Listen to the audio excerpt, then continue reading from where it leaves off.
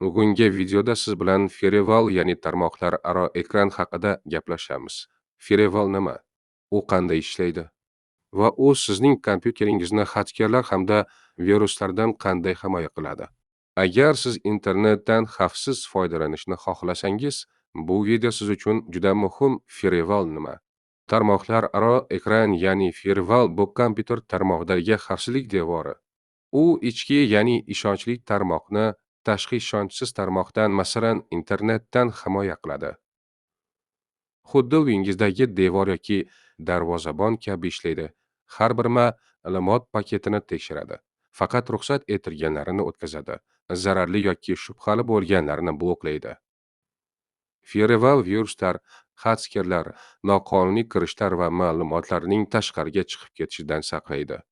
U apparat hardvari, dasturiy softvari yoki ikkalasining kombinatsiyasi bo'lishi mumkin.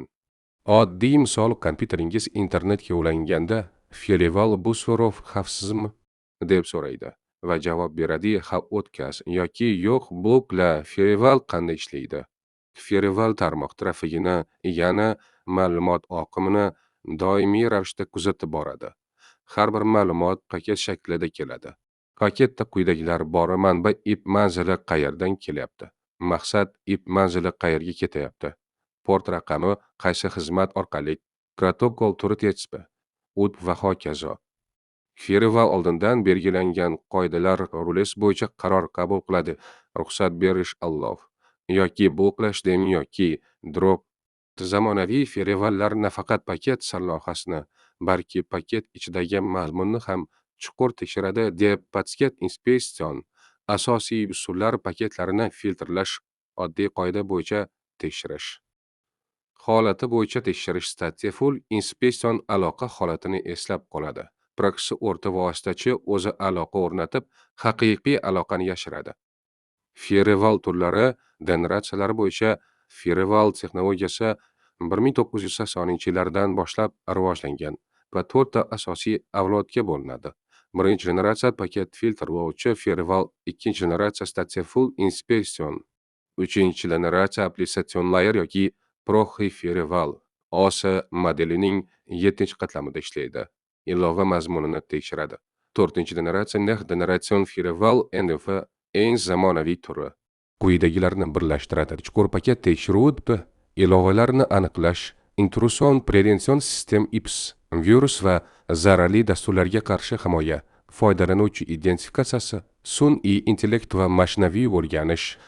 Boshqa muhim turlar o'timi Unifetriat Management va Web Application Firewall, Slot Firewall, Host Based Firewall, Network Firewall. Firewallning afzalliklari va kamchiliklari.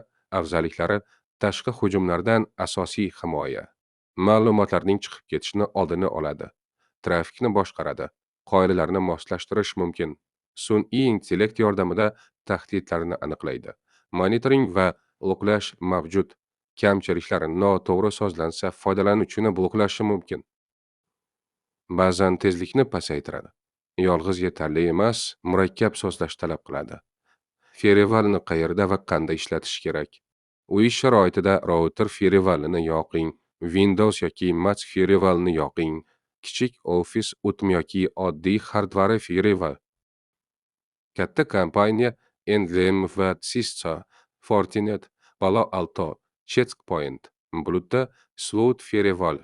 Eng yaxshi amaliyotlar: default demi hammasini blokla, faqat keraklisini ruxsat et, least privilegiya. Qoidalarni tozalab turish, yangilab turish, monitoring qilish, tarmoqni segmentlash, TLS dekriptlash ehtiyotkorlik bilan. Zero Trust model. Xulosa: tarmoqlar aro ekran bu raqamli xavfsizlikning asosi. U sizni xakerlar, viruslar va ma'lumot oqishidan himoya qiladi. Lekin Firewall yolg'iz yetarli emas. Uni boshqa himoya vositalari bilan birga ishlating va doim yangilab turing.